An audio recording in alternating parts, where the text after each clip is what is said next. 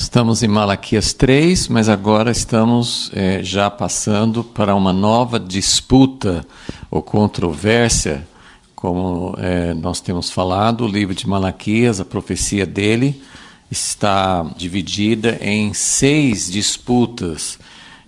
Isso não é tão incomum, assim, vários profetas, Deus também fazia perguntas, Deus conversava, Deus discutia. Como profeta tinha e tem, né, a missão de revelar o coração de Deus, que nós temos no Primeiro Testamento, os judeus dividem em 3 partes, né? Mas se nós fôssemos classificar todas as escrituras, nem tudo se encaixa exatamente nisso, por isso que tem uma outra subdivisão. Mas uma das maneiras de sintetizar, de resumir o que são as escrituras, são a lei e os profetas.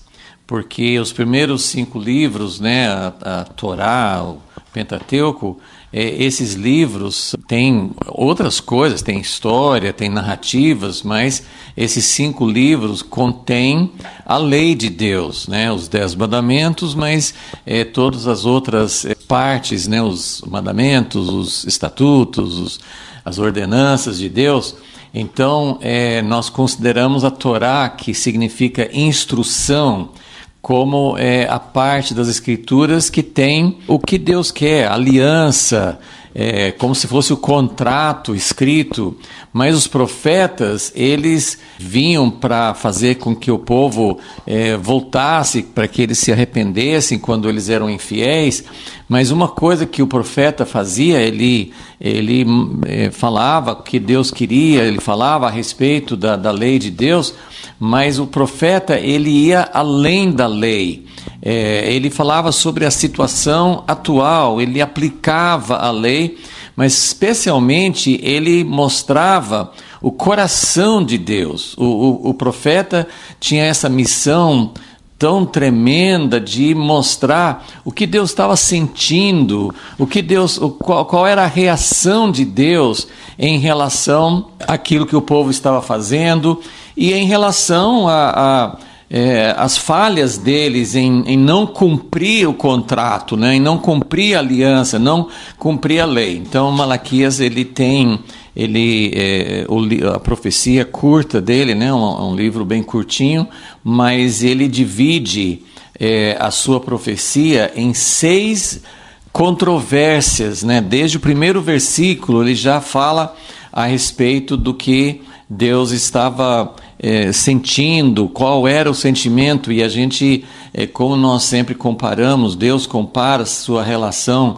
conosco coletivamente como um casamento, casamento com Israel, casamento com a igreja, e no fim nós formamos um só povo, Israel, a igreja formando um povo. Então essa relação de Deus conosco é uma relação de amor, é uma relação de casamento. E quando há controvérsias, quando há infidelidade, quando há problemas na relação, então há uma conversa. Deus poderia simplesmente ter rejeitado Israel e da mesma forma ter nos rejeitado.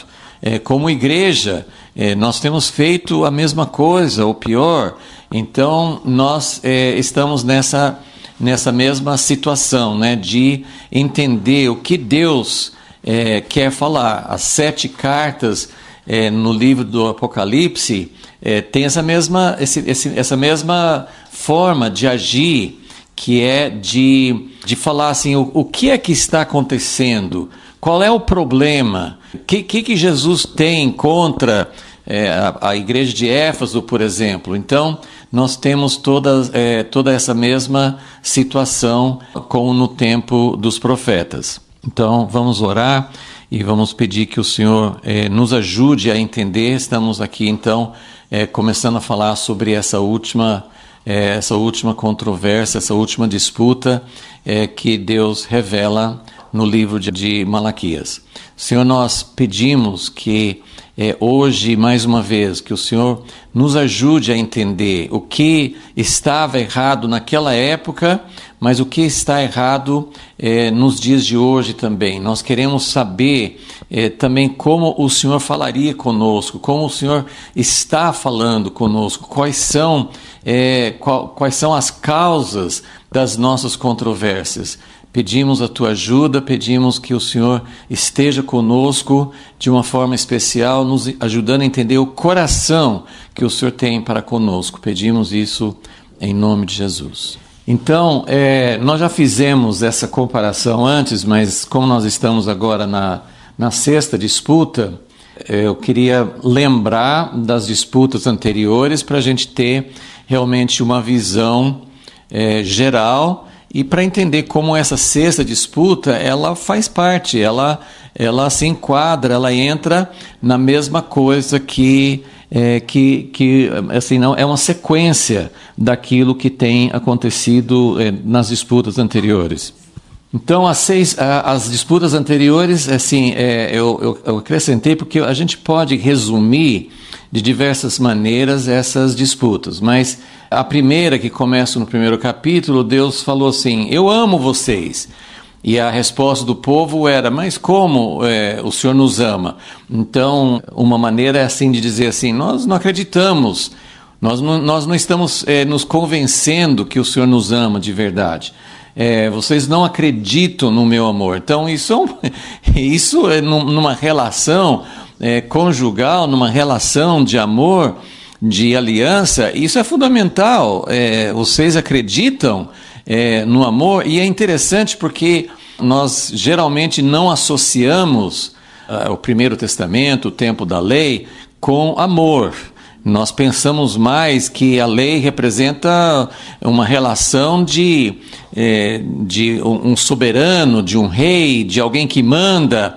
E Deus está assim, nesse último livro do Primeiro Testamento, nesse último testemunho que nós temos aqui, antes da vinda da nova aliança em Jesus, a última coisa, assim, essas disputas começam com vocês não acreditam no meu amor. Então, nós poderíamos colocar do lado do povo, o povo dizendo para Deus: o Senhor não nos ama. Mas do lado de Deus, Deus está falando: vocês não acreditam no meu amor. A segunda controvérsia, Deus falando, hoje eu vou colocar mais, porque a disputa tem às vezes algo mais do lado do povo, algo mais do lado de Deus. Mas eu vou colocar hoje, assim, eu vou comparar assim, sempre do lado de Deus, para poder comparar. Então, na primeira disputa, o povo poderia falar: o Senhor não nos ama, mas Deus estava falando: vocês não acreditam no meu amor. A segunda disputa, Deus estava falando: vocês não me honram, vocês não me valorizam. Isso também a gente poderia colocar numa terminologia, e os profetas e o povo naquela época, eles tinham um entendimento mais no sentido de lei, de obrigação, mas Deus estava tentando mostrar desde aquela época o seu amor. Ele pôde mostrar isso de uma forma muito mais perfeita, muito mais ampla na nova aliança. Mas nós precisamos entender que desde o início Deus estava sempre procurando mostrar que a base de tudo, quando ele tirou do Egito, quando ele chamou Abraão, quando ele falou com Davi, assim, a base sempre era o amor. E a resposta ao amor é uma valorização, é você realmente acreditar nesse amor. Então, quando ele fala: vocês não me valorizam, ele estava dizendo: vocês não estão acreditando no meu amor, por isso vocês me dão um sacrifício que não tem valor nenhum, aquilo que não tem valor para vocês. Não era que Deus estava exigindo um padrão muito elevado que o povo não poderia corresponder, mas eles poderiam dar uma coisa simples, um casal de pombinhos, mas uma coisa assim simples de pegar, que qualquer pessoa poderia pegar na natureza, mas ele estava dizendo, precisa ser algo que para vocês é importante para mostrar o quanto que vocês me amam. Na terceira, ele fala, vocês estão quebrando minha aliança. Eles estavam quebrando aliança com suas esposas, mas ele estava dizendo, quando vocês fazem isso, vocês estão quebrando uma aliança, minha aliança. Então, continua nesse mesmo contexto de Deus amando o seu povo e o povo não valorizando, não preservando, não correspondendo. No quarto, o povo também se reclamando com Deus. Deus, o Senhor não está sendo justo, o Senhor abençoa aqueles que estão fazendo mal. E aí, assim, Deus está falando, vocês me cansam com suas palavras e acusações injustas, porque Deus estava mostrando que isso que eles estavam falando era uma acusação injusta. Deus não é injusto, Deus não tem prazer na maldade. Eles fizeram uma acusação muito séria, e Deus estava dizendo, não que Deus não tem paciência, pelo contrário, Deus nunca perde, Ele continua. Ele não abandona a aliança conosco, mesmo quando a gente quebra. Mas ele estava dizendo, isso me cansa, porque vocês estão duvidando de quem eu sou. Isso é muito semelhante a essa disputa que vamos começar agora. A quinta disputa, vocês me abandonaram. Percebe? Tudo é uma relação de amor, tudo é uma relação muito semelhante a uma relação conjugal. E Deus estava sempre voltando, sempre querendo que houvesse uma correspondência a esse amor, que eles acreditassem que Deus realmente amava e que pudessem ter, por causa do amor, uma relação maravilhosa, que é o que Deus tinha planejado. Então agora nós estamos na sexta disputa, vamos ler como é que isso começa. Malaquias 3, no versículo 13. Só para terminar, nessa quinta disputa, quando Deus falou assim, vocês me abandonaram, que é a parte que quase ninguém lembra dessa disputa, né? Essa quinta disputa, normalmente a gente lembra porque fala assim, que Deus fala assim, que eles estavam roubando dele nos dízimos e ofertas, mas vamos sempre lembrar que antes de falar que o povo estava roubando dele o que era devido a Deus, ele estava dizendo, vocês me abandonaram e vocês estão roubando o afeto, vocês estão roubando aquilo que seria do nosso relacionamento. Quando um marido ou uma esposa, quando alguém é infiel à aliança, a pessoa que está fazendo isso está roubando do outro, está roubando o relacionamento, está roubando o coração, está tirando algo que foi dado anteriormente. Então, se a gente não entende que por causa do Hesed, por causa do amor de Deus, que Ele derrama sobre nós, e nós nos entregamos em gratidão, nós nos devolvemos a Ele em gratidão, qualquer coisa que a gente fizer no sentido de não obedecer, de não sermos fiéis em algum aspecto, seja dízimo, seja em outra coisa, isso é roubar de Deus o coração que nós entregamos a Ele. Se nós entregamos o casal que faz aliança, que se entrega um ao outro, cada um está entregando o coração ao outro. Se você tira e pega de volta, você está roubando. É isso que Deus quer falar, e se a gente não entende isso, se a gente coloca isso só em termos de dízimos, nós estamos perdendo realmente o sentido principal. Ok? Então, Malaquias 3, versículo 13, é um versículo muito forte. E vamos ler então. As vossas palavras foram agressivas para mim, diz o Senhor. Essa palavra é muito forte. Eu comparei uma porção de versões em inglês, em português.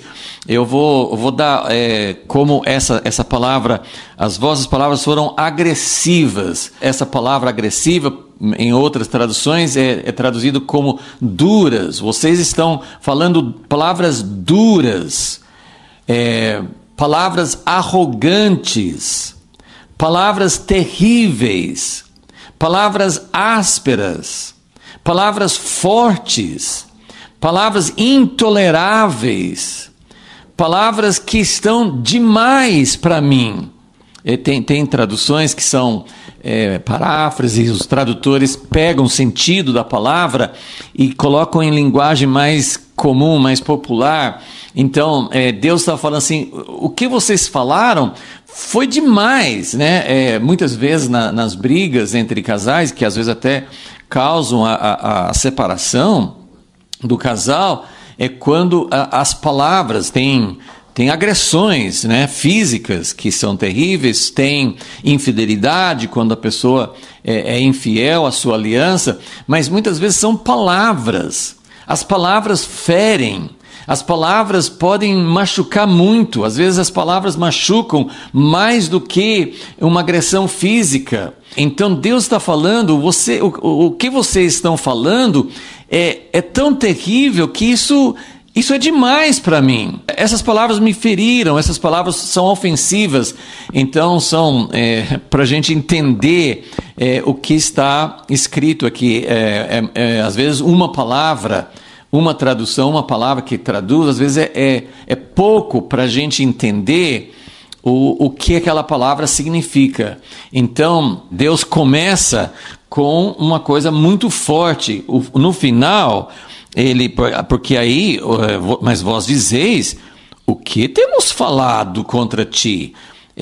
Olha só como a gente já viu isso nas outras disputas, quando as pessoas falam assim, porque quando na primeira disputa Deus fala, vocês não acreditam no meu amor, na primeira disputa Deus fala assim, eu tenho amado vocês.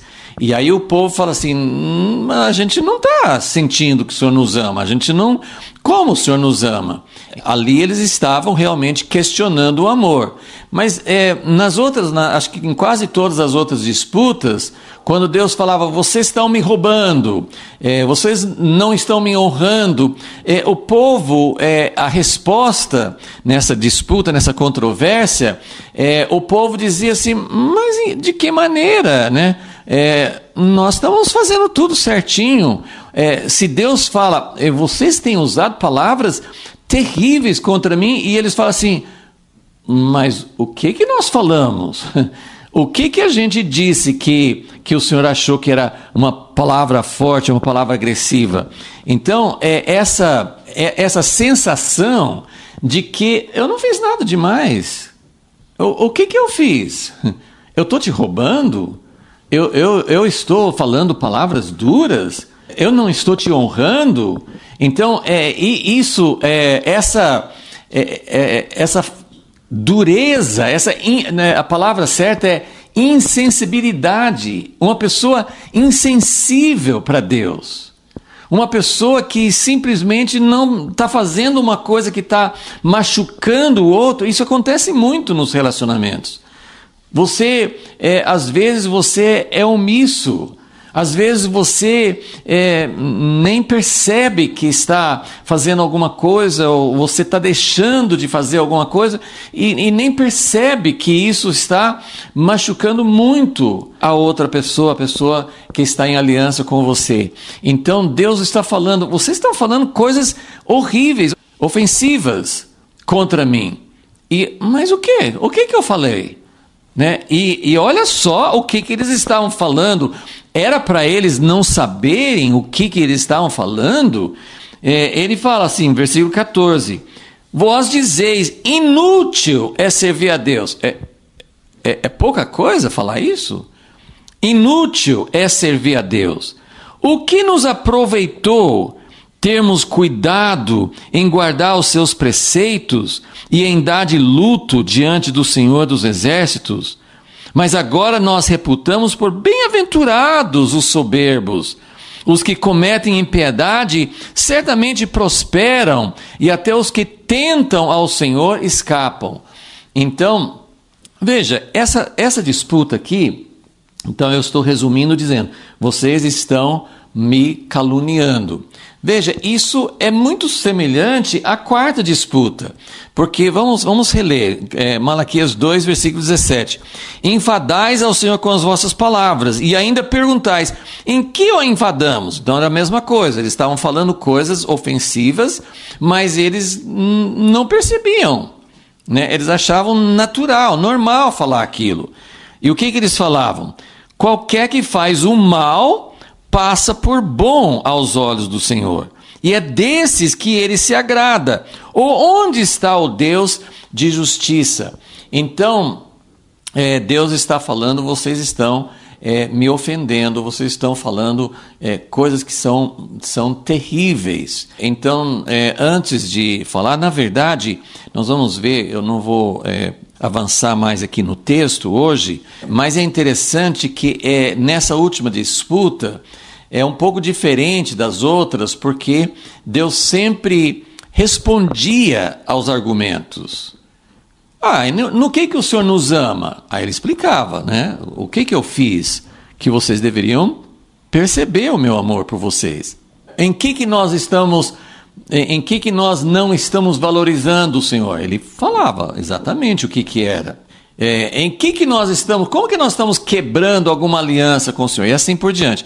O que nós estamos fazendo para roubar o Senhor? Então em todas as disputas, ele falava o que é. E ele vai dar uma resposta aqui, mas não é exatamente no padrão, não vai talvez ser tão claro como uma resposta. E na verdade, no versículo 16, ele começa a falar que no meio desse povo que estava caluniando o Senhor, no meio desse povo que estava dizendo coisas ofensivas, havia um grupo que não pensava assim. Então, antes de responder, ele apontou para um grupo de pessoas que não estava com esse mesmo espírito, não estava ofendendo o Senhor. Então, mas depois nós vamos falar mais especificamente sobre isso e de que maneira que o Senhor respondeu. Mas eu queria me aprofundar um pouco aqui nessas palavras ofensivas.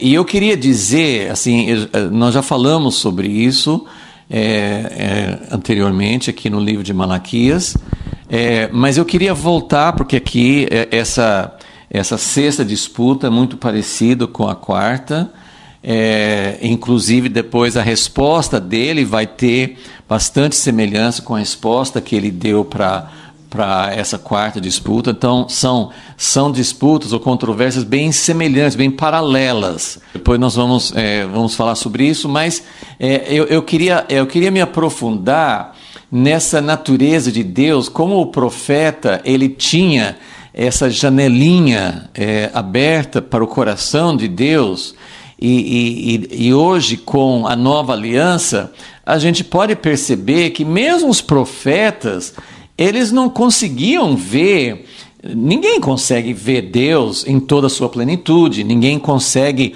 mostrar Deus em toda a sua infinita, suas características, seu caráter, sua maneira de ser.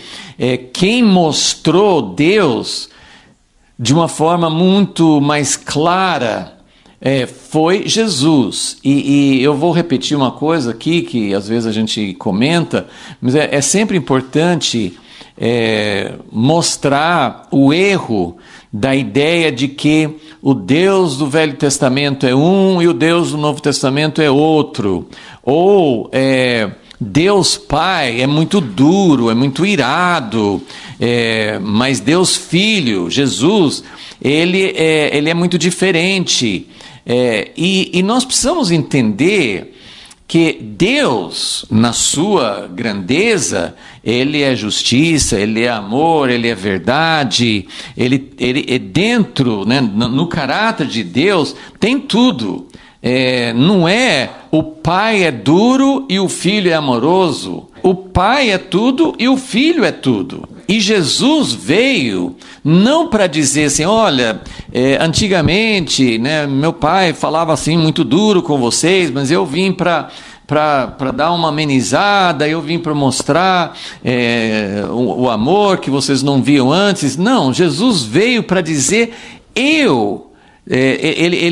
Quando ele falava eu e o Pai somos um, ele não estava dizendo que não tem o Pai, é tudo uma mesma coisa, num certo sentido mas o Pai é o Pai, o Filho é o Filho, o Espírito Santo é o Espírito Santo, sim, são distintos, mas ao mesmo tempo eles são um. Então, quando Jesus falou em João 14, aquela passagem tão conhecida, que os discípulos falam assim, o senhor fala sempre do Pai, mostra-nos quem é o Pai. E ele disse, quem me viu, viu o Pai.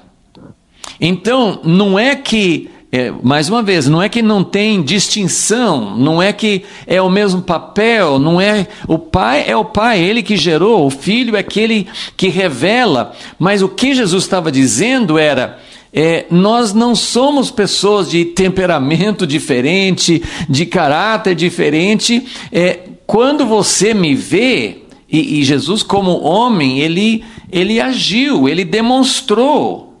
Então, Jesus, quando ele agia expulsando os cambistas, quando ele falava com a mulher samaritana, quando Jesus aceitou a mulher adúltera lavando os seus pés, em todas as circunstâncias, quando ele falou duro com os fariseus, em todas as circunstâncias, ele estava mostrando quem é o Pai, quem é Deus. Então, eles não são diferentes nesse sentido, eles são distintos, mas eles não têm um caráter diferente. Jesus é o mesmo, tem a mesma, ele revela a verdadeira natureza de Deus. Então, os profetas, eles viam, Deus revelava vislumbres, pequenos aspectos do seu coração, mas mesmo os profetas, eles não conseguiam ver tudo. Então, isso só para a gente entender o papel do profeta, os profetas antigos, por isso que Jesus falou, João Batista era o maior dos profetas, porque ele veio para mostrar aquele que revelaria tudo sobre Deus. Mas o profeta, ele tinha realmente esse papel de mostrar o coração de Deus. Então, quando eu leio essas palavras aqui, eu quero dar uma ênfase muito forte nessa primeira frase de Malaquias 3,13, quando Deus fala, as vossas palavras foram duras, as vossas palavras, as suas palavras me feriram, as suas palavras me machucaram. Quando Deus fala isso, ele está se humilhando. Se você pensa em Deus como juiz, Deus olha para nós e ele vê quando a gente é altivo, quando a gente é arrogante, quando a gente é autossuficiente, independente. Deus nos vê, ele vê nossas atitudes erradas. O Deus que foi atrás de Adão no jardim, Adão e Eva escondidos de Deus, ele poderia simplesmente ter fulminado. Vocês erraram, pum! Acabou, Deus juiz, ele falou, no dia em que vocês comerem do fruto dessa árvore, vocês vão morrer. E a gente explica isso, que eles não morreram fisicamente, eles morreram espiritualmente, é verdade. Mas Deus poderia ter feito, de acordo com ele advertiu, ele poderia ter fulminado os dois, mas ele foi atrás deles. Então, eu considero isso, eu não sei se, assim, isso para mim é algo que eu não via um tempo atrás dessa forma. E nós temos uma grande deficiência, claro que nenhum de nós pode representar Deus de uma forma completa, mas uma coisa que tem tocado fundo no meu coração, e não estou sozinho nisso, eu sei que tem muitas pessoas que sentem de maneira semelhante, talvez não a maioria, mas eu creio que muita gente sente, quando nós como igreja, e isso acontecia no Primeiro Testamento com Israel, quando o povo de Deus que foi escolhido, se você ler especialmente o livro de Deuteronômio, especialmente o capítulo 4 de Deuteronômio, você vê como Deus queria que o povo fosse uma expressão, um espelho, aquela ideia original, o homem e a mulher sendo a imagem e semelhança de Deus. Então, como o homem foi perdido, se perdeu do caminho de Deus, perdeu essa capacidade de expressar Deus como Ele realmente é, Deus escolheu um povo, Deus separou um povo. Vocês vão ser minha propriedade, vocês vão expressar, vocês vão estar diante de mim, vocês vão aprender. Então, leia Deuteronômio 4, como ele fala: todas as nações do mundo vão olhar para vocês e vão dizer: que povo sábio. Mas que povo sábio? O povo não era sábio. Que povo maravilhoso. Não, o povo não era maravilhoso. Por que Deus falou que as nações olhariam para Israel e veriam nesse povo uma coisa maravilhosa? Porque eles estariam expressando Deus. Eles estariam, porque quando, lá fala isso, quando o povo olhar, fala assim: que povo sábio, eles vão dizer: que povo há debaixo da face da terra que tem um Deus como este povo? Então, quando nós não fazemos como Deus deseja, quando o nosso coração realmente se afasta de Deus e queremos fazer do nosso jeito e nos tornamos independentes de Deus, que é sempre a raiz de todo o pecado, então nós não manifestamos Deus, mas muitas vezes nós continuamos levando o nome de Deus. A igreja, os cristãos no mundo são... O que é cristão? É o pequeno Cristo. Era para nós mostrarmos como Deus é. E nós não fazemos isso, nós estamos representando o mal, terrivelmente mal, quem Deus é. Então, quando Deus fala... Então, eu queria começar nesse ponto, que Deus como juiz... E olha o que né, aqui nós estamos no final da história do Primeiro Testamento. Deus tirou o povo do Egito, Deus caminhou com o povo, depois que falharam, eles foram para o cativeiro, voltaram do cativeiro e continuam não revelando quem Deus é, não acreditando no amor de Deus, não mantendo sua verdadeira aliança com Deus e caluniando Deus, falando coisas absurdas sobre Deus. Então, primeiro, que Deus não teria obrigação, né? O profeta Jeremias usa muito essa ilustração, né? Isaías usa também, assim: olha, eu vou me divorciar. Oséias, os profetas falavam assim, Deus falava por meio deles: olha, vocês não vão ser mais, eu me afasto, eu me divorcio. Mas ele sempre falava assim: não, mas eu estou fazendo isso para que vocês voltem. Ele não desiste.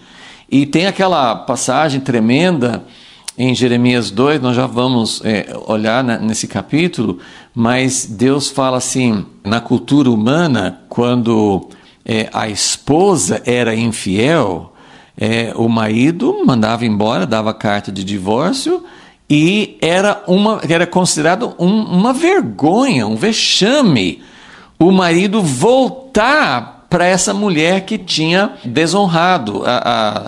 As culturas, tem culturas, né, islâmicas hoje, que a moça não é culpada de ser estuprada, mas ela nunca mais pode ser uma esposa honrada, porque ela foi desonrada. Então veja só, se ela é culpada, que marido vai voltar para ela? Então esse aspecto de Deus correr atrás de nós, Deus correr atrás de Adão e Eva escondidos no jardim, Deus continuar falando: voltem para mim. Eu afirmo e eu sinto profundamente que isso é Deus se humilhar. Nós falamos, né, teologicamente, e é verdade, eu creio nisso, que Deus como o Deus totalmente autossuficiente, totalmente completo em si, na Trindade, no seu amor, na Deus Pai, Deus Filho, Deus Espírito Santo. Ele não precisa de nós. Mas, ao mesmo tempo, é um paradoxo, é uma contradição, é um mistério, porque Deus nos quer. E Deus se coloca numa posição humilhante de nos querer. É como se ele precisasse. Por favor, volte para mim. É como se eu não tenho outra pessoa. Deus poderia nos descartar e procurar alguém, como a gente usa esse exemplo, né? Como Deus falou com Moisés: eu vou destruir esse povo que fez o bezerro de ouro e vou começar uma outra nação com você. Mas não era isso que Deus queria. Deus jamais faria isso. Mas a gente pensa, Deus como juiz, Deus como justo, ele poderia nos descartar, ele poderia nos rejeitar. Então, quando Deus fala, suas palavras foram duras, vocês têm me ofendido, tudo bem, Deus está falando, vocês erraram. Ele vai falar mais na frente sobre o juízo dele, o dia do Senhor. Deus é justo, a justiça dele não vai falhar. Mas Deus se humilha para nos trazer de volta. Então vamos, eu vou mostrar aqui essa outra folha aqui, para a gente poder seguir aqui, né? Então, nessa disputa, a primeira coisa que Deus faz é se humilhar. Primeiro porque Ele mostra, eu vejo aqui que uma pessoa que não tem amor, que não tem compaixão, esse machismo errado que muitas vezes as pessoas tentam mostrar, é uma pessoa que não chora, não mostra emoção, e uma pessoa que é sempre assim, essa pessoa correta que exige, e como nós, homens e mulheres, e movimentos, e igrejas, e maridos, e assim, em tantas áreas, em tantos cenários diferentes, nós, muitas vezes, nós somos duros, primeiro a gente não se mostra vulnerável, a gente pode até falar, vocês falaram coisas inaceitáveis, mas não no sentido assim, eu não ligo, mas eu vou castigar, eu vou retribuir. Então, o Deus que nós temos é um Deus que se mostra, ele é tocado por nós. O que nós fazemos mexe com o coração de Deus. E para Deus se revelar como tendo sido magoado, como tendo sido ferido pelas palavras, assim, em que momento, eu fico pensando, em que momento se eu fosse duro, se eu fosse insensível, em que momento eu admitiria que as palavras da pessoa que eu considero como assim, meu sujeito, a pessoa que tem que me seguir, em que momento que eu vou dizer, as suas palavras foram duras contra mim, e isso me tocou, isso me ofendeu, eu fiquei sentido. Então, é nesse sentido que eu quero mostrar. Vamos ler aqui em Jeremias capítulo 2, é o mesmo capítulo onde ele fala que... No início do capítulo, ele fala que Israel, no início, né, eles tinham amor, né? Jeremias 2, versículo 2, ele fala: lembro-me de ti, da devoção, da tua mocidade, do amor dos teus desposórios, de como me seguiste pelo deserto. E aí ele fala no versículo 5, já se humilhando, falando: que injustiça acharam vossos pais em mim para se afastarem de mim. Então Deus está falando assim, isso, ele está se colocando numa posição vulnerável.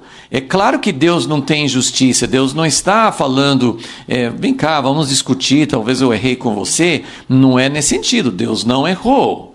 Deus não teve injustiça, mas Ele está se humilhando a ponto de dizer: que injustiça vossos pais acharam em mim.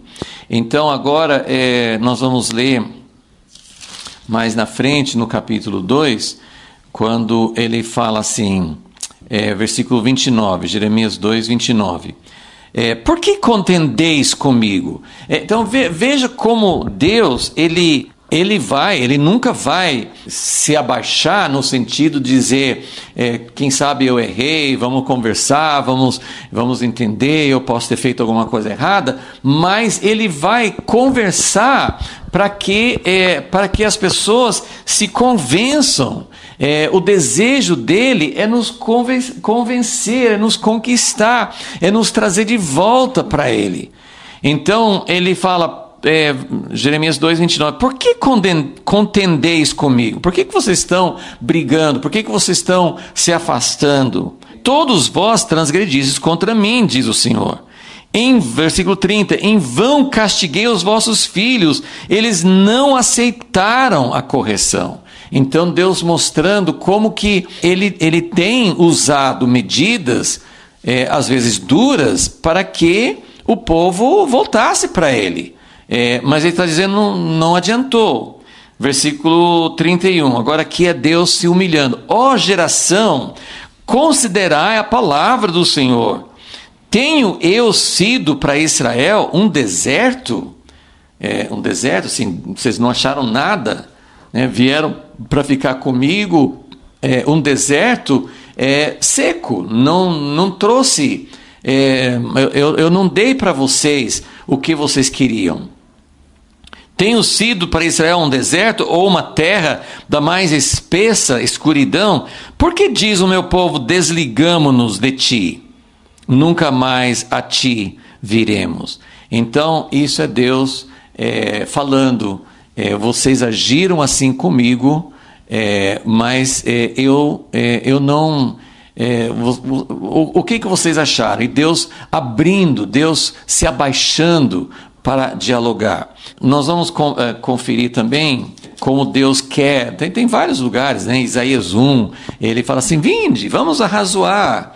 Né? Vamos, né, assim, não é negociar, como eu falei, não é negociar no sentido assim, de que eu vou ser diferente, eu vou abaixar meu padrão, eu vou maneirar as coisas. Não é nesse sentido, mas ele quer conversar. O desejo de Deus, aquilo que os profetas perceberam, era Deus querendo entender, querendo que o povo se tocasse, querendo que o povo entendesse como eles estavam se afastando de Deus. Então, uma outra passagem onde Deus mostra essa abertura, vamos dizer assim, para conversar, porque Ele quer conquistar o coração do povo, está no profeta Ezequiel, capítulo 18. Esse é o capítulo em que Deus ele mostra a sua maneira de agir. E é mais ou menos isso. Ele, nesse capítulo 18, não é o nosso foco, mas eu só queria dar o contexto para poder ler o versículo onde Deus fala, Deus mostra como o povo achava que os caminhos de Deus eram injustos. Ele está procurando convencer as pessoas. Deus não precisaria se abaixar. Ele disse, olha, eu falei, está falado, eu sou forte, eu sou soberano, eu posso apagar todo mundo, então o que eu falo é lei. Deus quer que a gente entenda que Ele é justo. Nós não temos a capacidade de avaliar a justiça de Deus. Nós não somos juízes de Deus, mas Deus anseia muito por um relacionamento em que nós aceitamos o caminho de Deus. Ele deseja isso, Ele anseia por isso. Então, nesse capítulo 18, Deus está falando assim, que quando uma pessoa é justa assim, correta a vida toda, mas se no fim esse homem justo, essa mulher justa, se ele ou ela, se eles abandonarem o caminho certo e forem injustos, então Deus não vai lembrar da justiça. Eles vão, se a pessoa morre no pecado, a pessoa vai ser condenada porque ela se afastou de Deus.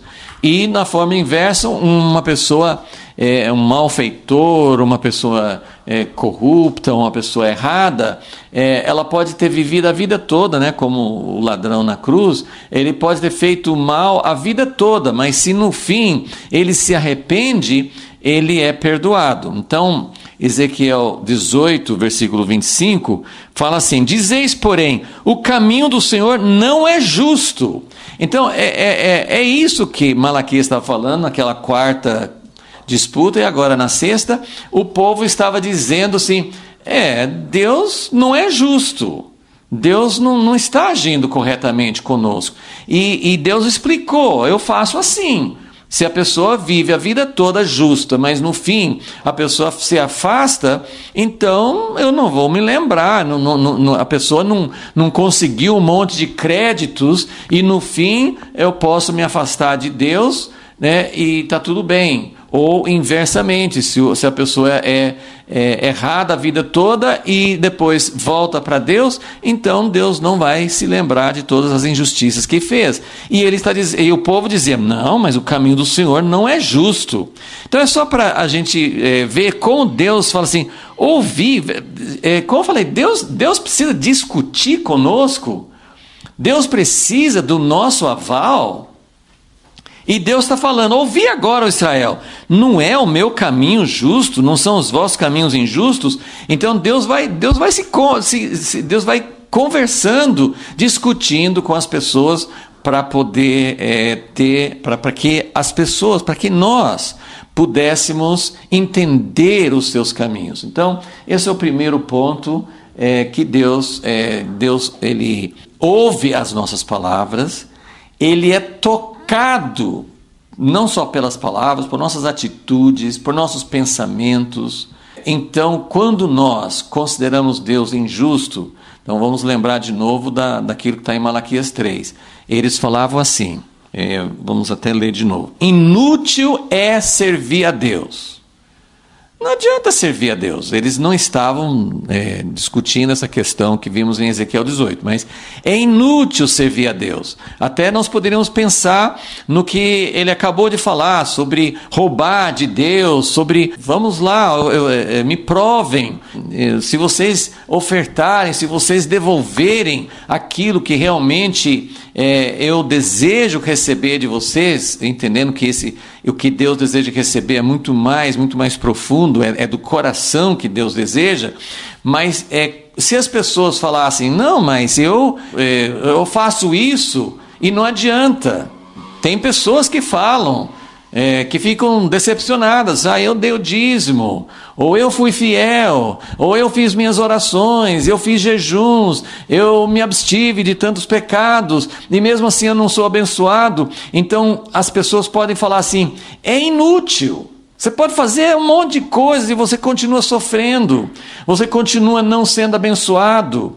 Então eles estavam dizendo, é inútil servir a Deus. E aí eles falam assim, que proveito, qual lucro que nós tivemos em guardar os caminhos do Senhor, em andar de luto, né? Porque assim, esse andar de luto, assim, em Malaquias 2, tem um versículo onde fala, 2,13, vocês cobrem o altar do Senhor de lágrimas, de choros e de gemidos, mas ele nem olha para a sua oferta, não aceita. Então, eles estavam dizendo, a gente faz as coisas, a gente ora, a gente chora, a gente busca e não tem resposta.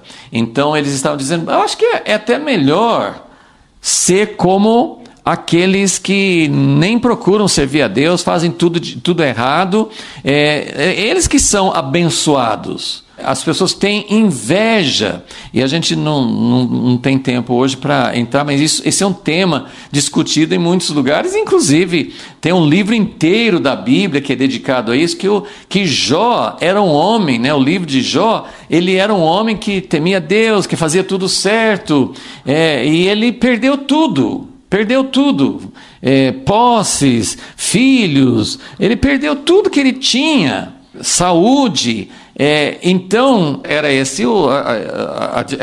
a discussão que ele teve com aqueles amigos, né? Assim, Jó estava dizendo, eu servi a Deus, E os amigos falam assim, não, acho que você não serviu, porque senão você não seria castigado. Então toda essa questão de adianta servir a Deus? Adianta fazer tudo certo? Qual proveito, que lucro que nós vamos ter? Olha como essa pergunta, como essa acusação é muito carregada. Então, nós não vamos ter tempo para explorar, esse é um tema vasto, né? Tem muitos lugares na Bíblia que falam a respeito disso, mas vamos ver um dos lugares, só para um dos lugares que Deus trata com essa questão, Isaías 58. Isaías 58 está falando sobre o jejum. Isaías 58, versículo 3, eles estavam falando: por que jejuamos nós e tu não atentas para isso?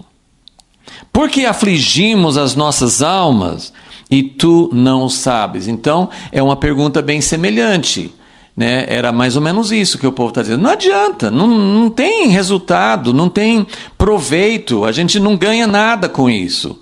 E nesse caso aqui, né, porque jejuamos nós e tu não atentas para isso, no final do versículo, no mesmo versículo, Deus responde: contudo, no dia em que jejuais, prosseguis nas vossas empresas, explorais todos os vossos trabalhadores, para contendas e debates, jejuais. Então ele foi mostrando que eles estavam fazendo um ato exterior e eles não estavam jejuando, mas não é o ato do jejum que vai trazer a bênção de Deus, porque eles estavam jejuando e oprimindo os funcionários deles, as pessoas que dependiam, ou eles tinham outras atitudes. Então é a mesma coisa que as pessoas falam sobre o dízimo, né, que acabou de falar aqui em Malaquias 3, você pode falar assim, não, mas eu estou dando tudo para Deus.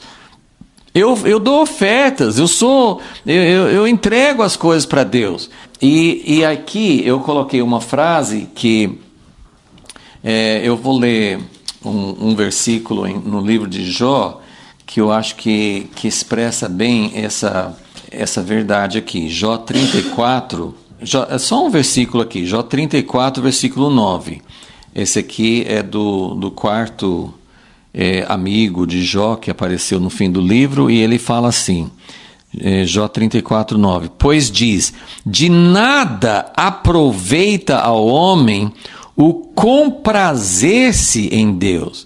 Então aqui ele está falando sobre uma acusação mais profunda, porque ele está dizendo de nada, assim, ele está falando às pessoas, né, as pessoas que não têm temor de Deus, ele estava dizendo assim, né, que as pessoas podem falar isso, de nada aproveita ao homem, de nada aproveita ao homem. Qual o proveito de alguém que vai se comprazer em Deus? E isso está mostrando que o ponto fundamental não é a bênção. Deus promete, em todas as Escrituras, Deus promete abençoar. Isso está no Primeiro Testamento, está no Novo Testamento. Deus sempre fala, você não consegue dar mais do que eu. Você não consegue dar a mim e descobrir que eu dei menos para você. Deus sempre dá mais, mas esse dá mais não é uma coisa que você mede necessariamente, inclui bênçãos materiais. Deus cuida, Deus dá em abundância, mas as bênçãos de Deus provêm do relacionamento com Ele. Quando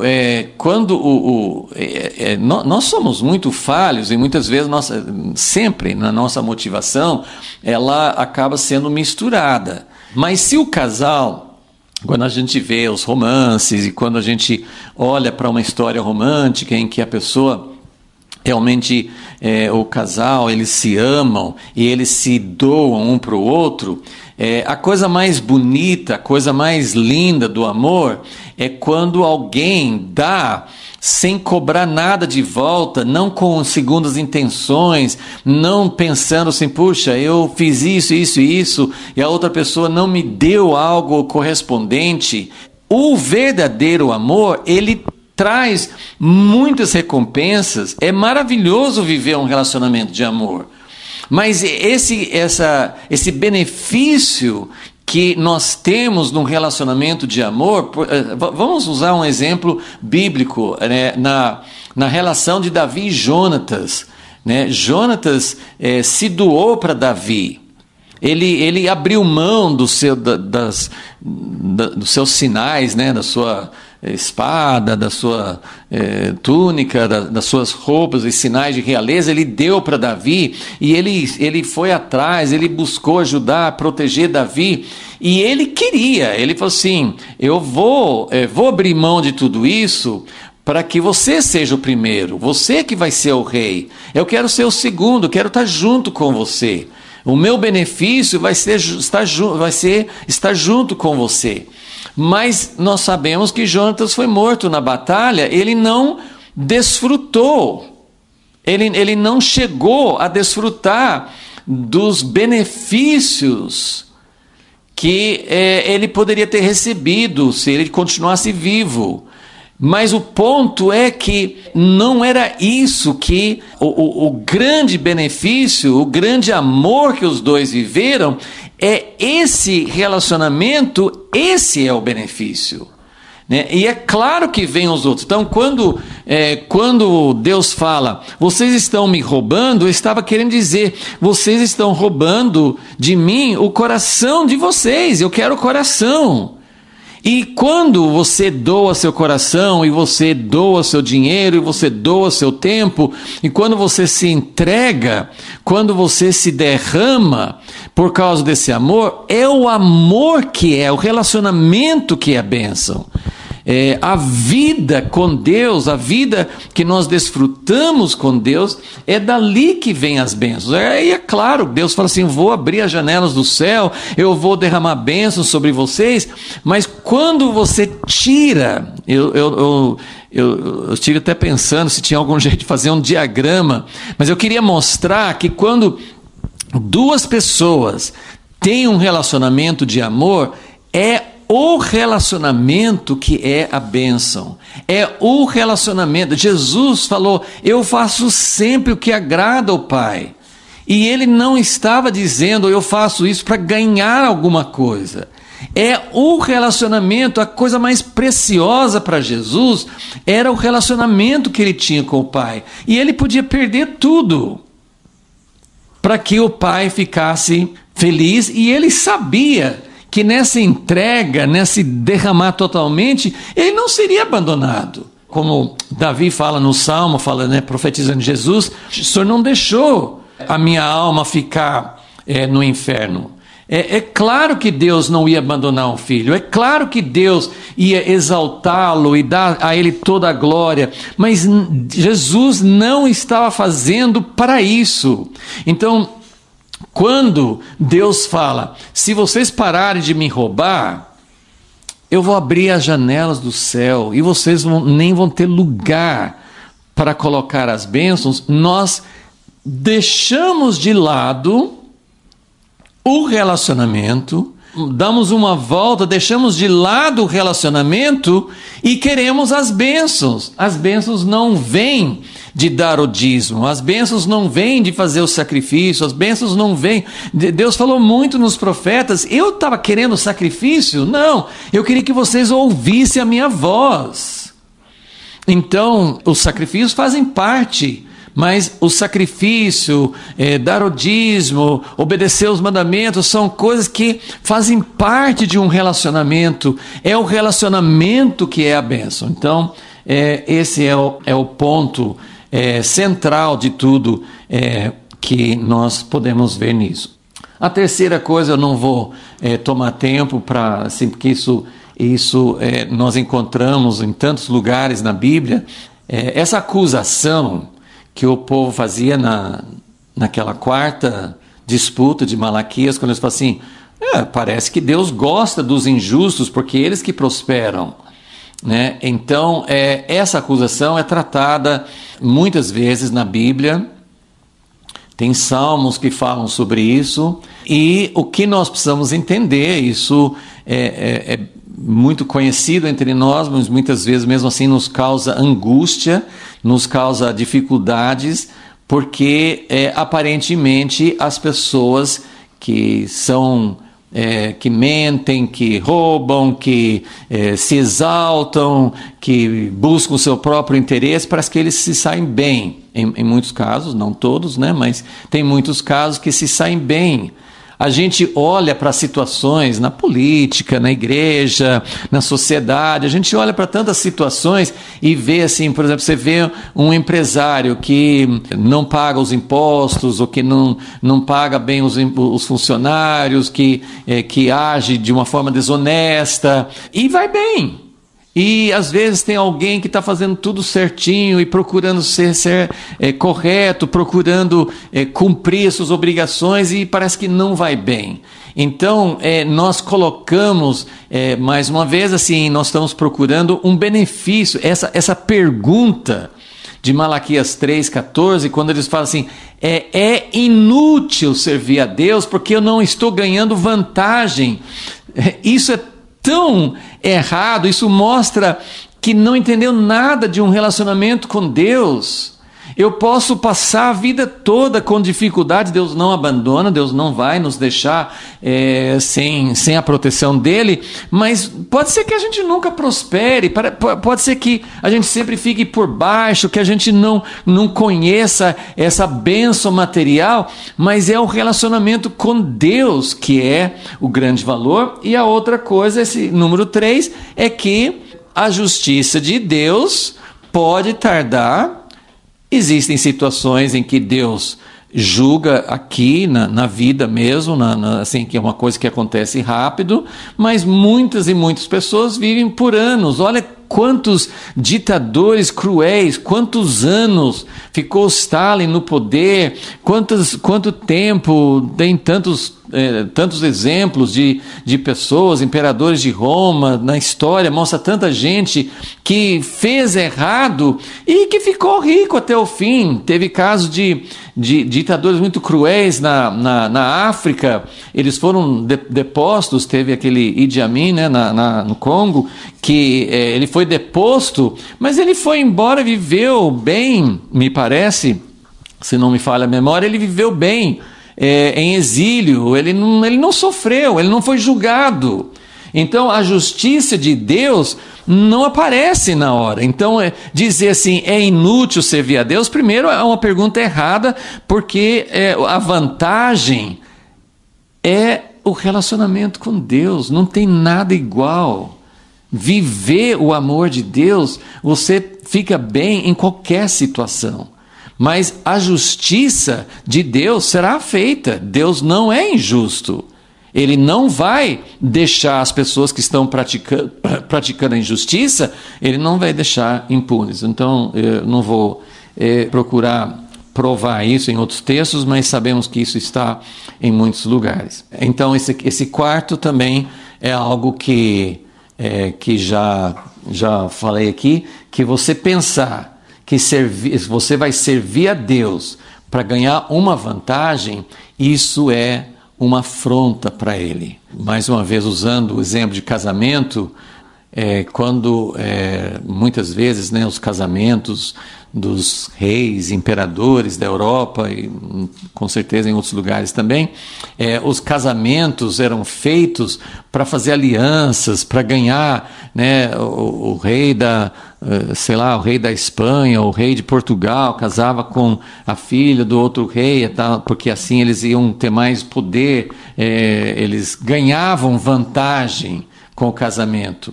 E isso é algo totalmente contrário ao verdadeiro sentido de casamento, de aliança. Você casar, quantos exemplos tem disso? Casar com alguém muito mais velho que você, porque é uma pessoa rica, você vai ganhar a herança, você vai ganhar toda a fortuna daquela pessoa. Enfim, você servir a Deus por causa de uma vantagem, para ganhar alguma coisa, isso é uma afronta para Deus. Isso é dizer, Deus, eu não me interesso no seu amor, eu só me interesso em ganhar alguma coisa. Então, por isso, essas palavras fortes, essas palavras agressivas que Deus está falando assim, vocês estão me ferindo profundamente, vocês me magoam com essas palavras, porque servir a Deus em troco de alguma coisa, você querer servir a Deus para ganhar alguma vantagem, é um sentimento, é uma motivação totalmente oposta ao verdadeiro amor. Então, quando Deus está falando, vocês estão me ofendendo com essas palavras, Ele está dizendo assim, o que eu quero realmente é o amor verdadeiro, eu quero o coração de vocês. Então, esse é o quarto aspecto aqui. E o último, eu queria só lembrar, e aqui nós vamos abrir no Salmo 73, que fala exatamente sobre essa situação, porque eu queria mostrar que quando a gente já falou sobre isso naquela quarta disputa, assim, Deus fala assim, vocês me cansam com as suas palavras. E assim, essa palavra cansar tem outras conotações. Vocês é mais ou menos a mesma ideia. Vocês me ofendem.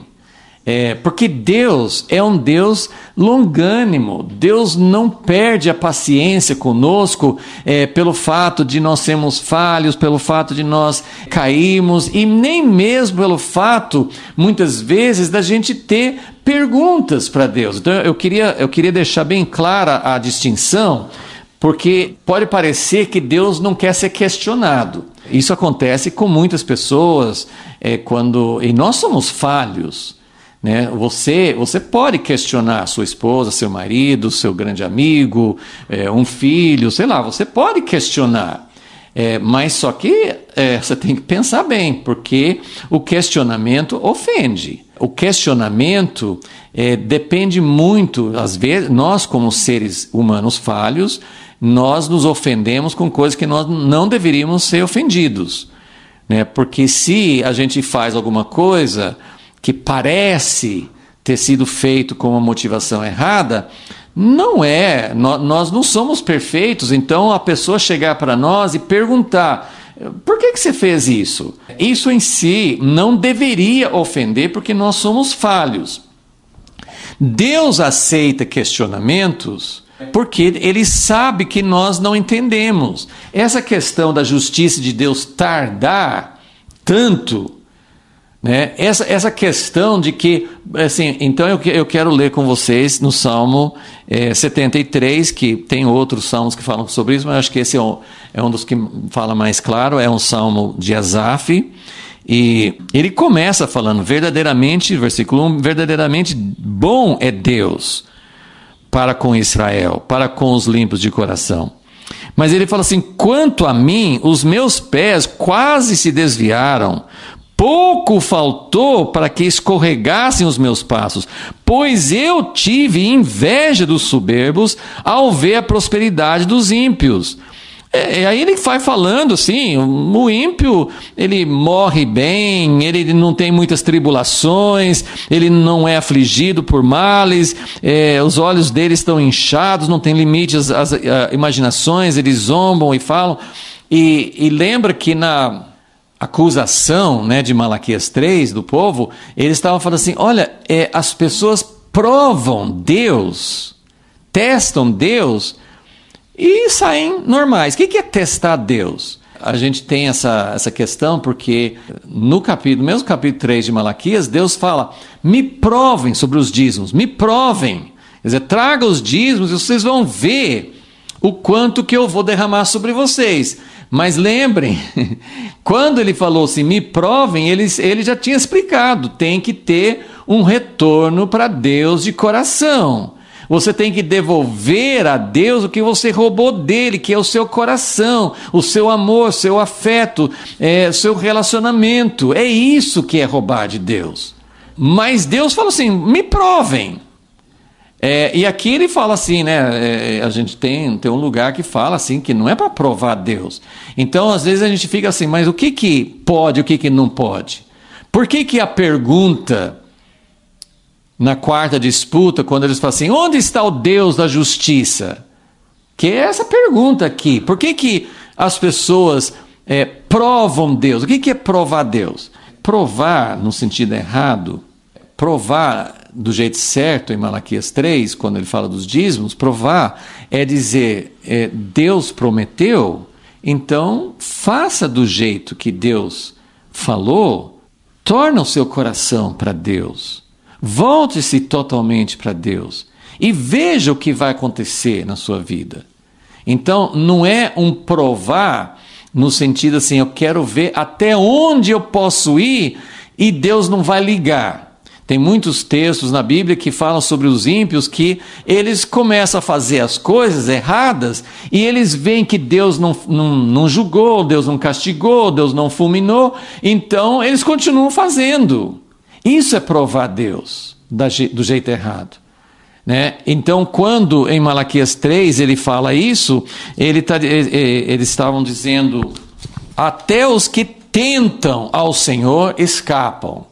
Então, a reclamação deles era que as pessoas fazem aquilo que Deus falou claramente que não é para fazer e Deus não liga. É a mesma coisa de uma mãe falar, eu não quero que vocês peguem esse objeto, eu não quero que vocês voltem mais tarde, sei lá. Qualquer ordem, as crianças, isso é uma coisa que faz parte da natureza humana. Né? A Eva foi tentada para comer o fruto que Deus proibiu e a serpente ainda induziu, falou assim, não vai acontecer nada. Então ela fez o que Deus falou que não era para fazer, para ver se ia acontecer alguma coisa, e que tinha as suas vantagens que a serpente colocou. Então tentar Deus, provar Deus, é aquilo que você sabe que Deus não gosta, sabe que Deus não aprova, e você faz porque Deus não vai fazer nada. Deus não vai julgar, mas um dia Ele vai julgar. E outra, né, mais uma vez, a questão não é o que eu posso fazer e não ser castigado. Até onde eu posso ir e não acontecer nada comigo. E o fato de não acontecer nada comigo agora, e quantas pessoas, pastores, líderes de igrejas começam a praticar coisas imorais, corruptos, coisas erradas, começa pequeno e aí vai vendo, e inclusive pessoas que continuam no ministério e Deus continua, sei lá, curando, parece que Deus está abençoando, por isso que eles falam assim, a pessoa que faz as coisas erradas é abençoada, sai bem. Mas a pergunta aqui, eu já expliquei como Deus vê isso, mas eu queria colocar, então, voltando para o Salmo 73, depois que Asaf ele faz essas perguntas, no versículo 16, Salmo 73, versículo 16, ele fala, quando tentei compreender isto, fiquei sobremodo perturbado, até que entrei no santuário de Deus. Então entendi o fim deles. O que é o fim deles? É a justiça, mesmo não aparecendo na vida, um dia eles vão prestar contas a Deus. A Bíblia afirma isso, que todas as coisas, as palavras, as ações, as motivações, todas as coisas serão julgadas, se não forem antes colocadas debaixo do sangue. E a ideia, outra coisa muito errada, é você falar assim, eu vou praticar tal coisa porque eu sou fraco, eu não consigo vencer, mas depois eu peço perdão e fica tudo certo. Né? Então, a ideia de que você pode enganar Deus, a ideia de que você pode continuar numa boa com Deus, mesmo fazendo o que é errado, isso é terrível, isso é uma afronta para Deus. Mas voltando para a questão aqui, você pode perguntar para Deus. Não é errado perguntar para Deus, mas por quê? A gente sabe que muitas perguntas a gente não vai ter a resposta definitiva, tem coisas que Deus não responde plenamente agora. Mas Deus, ele não se importa de nós fazermos perguntas para Ele. O que ofende a Deus, e aí novamente eu vou usar o exemplo assim, se você duvida da motivação da sua esposa, do seu marido, do seu filho, do seu amigo, do seu irmão, se você duvida, isso ainda, nós somos falhos e é possível que todos nós tenhamos errado, até na motivação. Mas você sabe que você questionar a motivação de alguém é o que mais ofende. Agora imagine você duvidar do caráter de Deus. Então nós podemos dizer: Deus, eu não entendo os teus caminhos. Eu não sei por que o Senhor permite, né, que tal pessoa... E lembra que a gente tem conceito das pessoas que às vezes, geralmente, nós não enxergamos do jeito que Deus enxerga. Mas a gente vê injustiça, a gente considera pessoas na política, pessoas na igreja, pessoas em muitas áreas da vida, a gente vê coisas erradas, talvez seja uma visão errada nossa, mas mesmo assim, né, por exemplo, por que Deus permitiu que o Hamas furasse a segurança de Israel e fizesse aquelas atrocidades no dia 7 de outubro de 2023. Enfim, nós podemos perguntar, Senhor, por que o Senhor permitiu isso? Como que o Senhor olha e vê pessoas sendo mortas? Por que os reféns continuam lá? Por que a Rússia está agredindo a Ucrânia? E por que tem essas guerras na África? Por que tem as pessoas corruptas no poder? E a gente pode fazer um monte de perguntas. Perguntar, Deus nem sempre ele vai responder. A gente pode não saber exatamente como que Deus vai resolver isso. Mas nós podemos perguntar. Olha o que Abraão falou com Deus sobre Sodoma e Gomorra. Ele falou assim: Deus, o Senhor é justo, o Senhor não vai julgar os justos com os ímpios. E Deus achou bom, Deus gostou da conversa. Então, perguntar, falar sobre as questões que a gente não entende, isso não ofende a Deus, desde que você não duvide de quem Ele é. E até mesmo, eu diria que uma pessoa que não conhece Deus ainda, uma pessoa que não sabe que Deus é bom, se a pessoa realmente quer saber a verdade, mesmo falando: Deus, eu acho que o Senhor é injusto, eu acho que o Senhor, se o Senhor existe... Deus tem aceitado, tem tantas pessoas que fazem orações sinceras, querendo a verdade, e mesmo falando assim: Deus, eu não entendo, o Senhor está fazendo tudo errado. Se a pessoa está querendo a verdade, Deus não fica ofendido. Mas se nós, principalmente, que já tivemos a revelação em Jesus, deveríamos saber como Deus é. E lembre, se você quiser saber quem Deus é, olhe para Jesus. Deus é justo, Deus é bom, Deus sabe exatamente, Deus faz o melhor. Pode ser que a gente não entenda, normalmente não entendemos os caminhos de Deus. E como nós representamos mal a Deus, como nós muitas vezes falamos como se nós soubéssemos como Deus é, e transmitimos uma ideia errada de quem Deus é para o mundo. Então Deus fica muito ofendido, Deus fica muito... Isso fere o coração de Deus. Deus, por ser Deus, ele não é imune a ser tocado, ser ferido por nossa falta de amor, por nossa falta de corresponder a Ele, por nossa falta de acreditar no que Deus é. Como Deus falava com Israel: o que eu fiz de errado? Qual injustiça que vocês encontraram em mim para se afastar de mim? Então, o que Deus deseja é que nós tenhamos confiança no caráter dele, mesmo que a gente não entenda. Como o salmista fala assim: eu não entendo. O salmista falou assim: eu quase escorreguei, porque eu olhei para os que fazem o mal e se saem bem, mas depois eu entrei no santuário e entendi.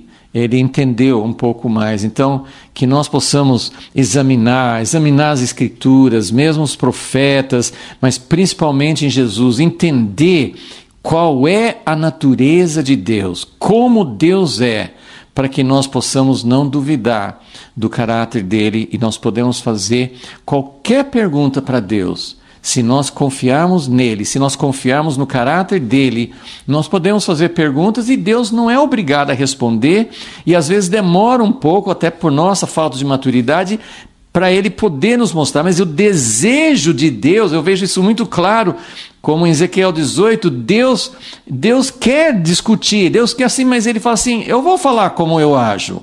Ah, mas vocês acham que isso é injusto? Mas isso não é injusto. Então ele discute, ele quer nos convencer, ele quer nos mostrar que a justiça dele é a verdadeira. Os nossos conceitos é que estão errados e que nós possamos conhecer mais de Deus dessa forma. Senhor, que o Senhor possa realmente nos ajudar nas nossas dúvidas e principalmente, Senhor, que possamos ter o coração certo, que possamos desejar não tirar vantagem. Qual a vantagem de servir a Ti? A vantagem é enorme. Conhecer a Ti é em si a maior bênção que nós podemos ter.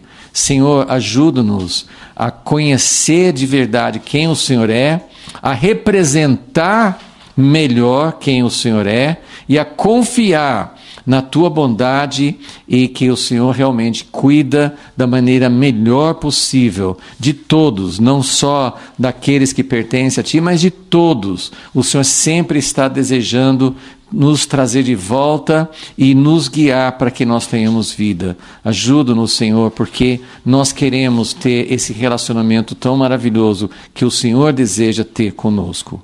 Em nome de Jesus. Amém.